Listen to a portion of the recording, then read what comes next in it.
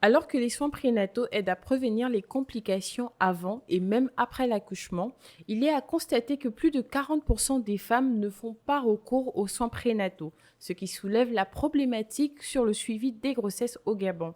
Selon une étude menée par la Direction générale de la statistique, 59% des mères reçoivent des soins postnataux dans les 2 jours consécutifs à l'accouchement et 30% des mères n'en reçoivent que dans les 41 jours après l'accouchement. Les examens, généralement, c'est conseillé pour toute grossesse et pour éviter des difficultés, des complications pour toutes les femmes, parce qu'il y a un bilan déjà bien précis.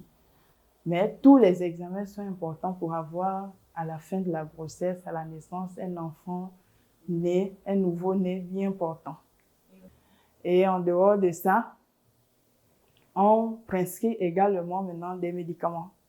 Dans les médicaments, chez le nouveau-né, c'est systématique parce que lorsqu'il naît, on doit faire les soins du cordon. On fait les soins du cordon, on doit mettre la vitamine K. La vitamine K pour prévenir les hémorragies. En fait, ça joue dans l'hémorragie chez le bébé. Et on mettait aussi le vaccin hépatite.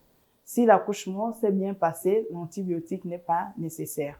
Bien que l'efficacité des soins prénataux dépende du type d'examen effectué pendant les consultations par le médecin, aujourd'hui, grâce aux campagnes de sensibilisation menées par les organismes de santé, auprès de 78% des mères au Gabon, la dernière naissance a été protégée contre le tétanos néonatal et 48% des mères ont été informées des signes de complications de la grossesse, facteur déterminant de la lutte contre la mortalité maternelle et infantile.